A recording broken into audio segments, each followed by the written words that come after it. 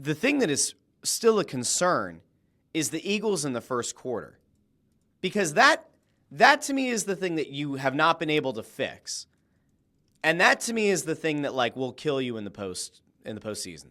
Without a doubt. I believe they said on the telecast, the Eagles have here we go. I found a Jimmy Kemsky thing that actually does confirm what I was about to say number-wise. The Eagles this year have scored 17 points in the first quarter. That's it. 17. They've been outscored 59-17 in the first quarter of games this year. Jimmy Kemsky here has the full breakdown. So you go week by week. Lost the first quarter 6-0. 0-0. 3-0. 14-0. 0-0. 7-0. Then they had a 2-week span where they scored a touchdown, back-to-back weeks. Had a 7-0 lead, a 7-3 lead. Then, losing 7-0. The following week, they got a field goal. Jake Elliott remembered how to kick that week. But they were losing 7-3 after one. Last week against Baltimore, 9-0 deficit. Sunday against Carolina, 3-0 deficit.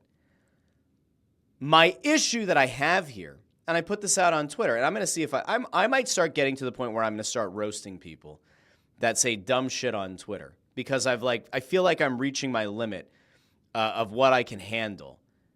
But I threw out this idea yesterday that like it's almost as if the first quarter is being called by a totally different person than the guy who's calling the plays for the second, third, and fourth quarter. Now, I believe Chris Long has also very much been on this boat all year.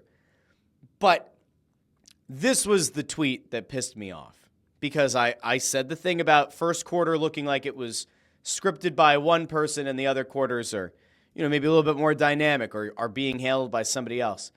So you have this guy, John Aficionado, with a trademark after it. That's great. Says, it's also like some of you forget the other team is full of pros too, and they have prepared to play all week as well. It's why good teams pull away as games go on. Depth wins out.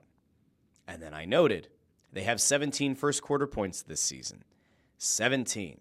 To which this guy responds, is that the only quarter that matters for winning? Do first quarter points count more?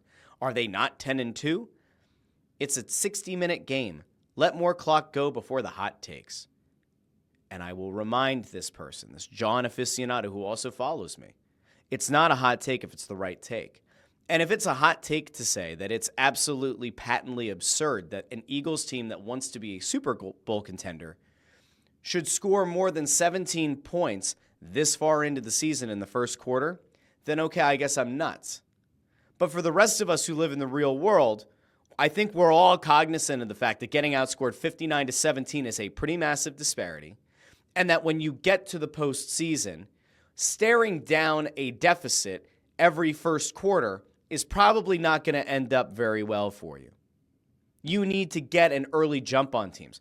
One could make the argument, if I may be so bold to respond to John Aficionado TM, if I may respond, it might not have been as close of a game on Sunday if your offense looked like it did late in the game in the first quarter, because you probably would have had a lead in the first, and because you're a good second quarter team, you might have been able to put your throat on the Panthers by halftime and effectively ended the game 30 minutes in. Instead of having to hope and pray that something goes your way in the fourth and you have a Leggett trapped ball after he blew the top off your defense with under a minute remaining, maybe instead of having to worry about that, you could just have a fucking lead. Maybe that's crazy. Maybe I'm nuts. But good teams can kind of figure out a way to win. But oftentimes, they like to have a lead, especially early. Great teams don't put themselves in a hole. And they don't put themselves in a hole almost every week. Now, we can look at it and say, Eagles defense might be the best in football. Eagles have the best running back in football. Eagles have arguably the best or one of the best wide receiver duos, have the best offensive line, have a quarterback who's dynamic, who people are still split on. You need to win in every facet of the game. And putting yourself in a hole when you get into the playoffs is not the way to do it. Now, we've brought up clips on this show all season where national pundits have said the first 15 plays are scripted. These are the plays that are supposed to get you the highest likelihood of scoring because you're basing them on what you've seen on film that should be able to attack the opposing defense. And yet, whoever is scripting those plays either isn't watching the film or is just totally removed from reality because this offense sputters week in and week out in the first quarter. And it's not a small sample size at this point. We're not 3, 4, 6 games into the season. It's a legitimate problem. And you know what? When somebody says, well, aren't they 10-2? And this is now they're 11-2, but as of that tweet, aren't they still 10-2? Yeah. Weren't the Eagles 10-2 last year? Yeah. And what happened? ¿Qué pasó? The wheels fell off. No, I don't think the wheels are going to fall off here because I have significantly more belief in the defense, especially with Vic Fangio at the helm. And I have significantly more faith in Kellen Moore as the offensive coordinator of this team. I don't think it's going to fall apart. And I don't, as I mentioned before, I don't take the A.J. Brown and Devontae Smith also saying that they're not on the same page. I don't take those quotes and say these guys hate the quarterback and the whole thing's about to fall apart. What I will simply point out is if the crux of your argument where you look logic in the face and say, they're 10-2. That's not the thing that you build your case on. It's just patently absurd. Okay?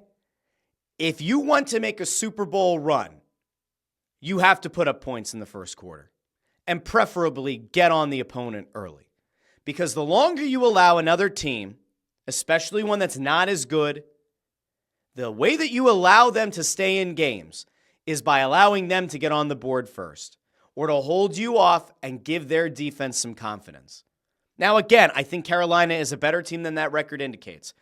But my biggest takeaway from that game, from a concern perspective, you have to figure out a way to get Saquon Barkley more involved early in games, and you certainly, throughout the game, need to figure out a better way to get this star-studded wide receiving duo in some kind of rhythm. 118 yards last week through the air and 108 this week through the air simply isn't good enough. Were there missed reads? Were there missed throws? There were. Did anybody at any point on Sunday feel like, oh, they're close?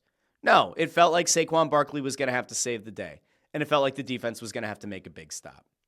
Luckily, the ground was the 12th man on defense for the Eagles late in that game.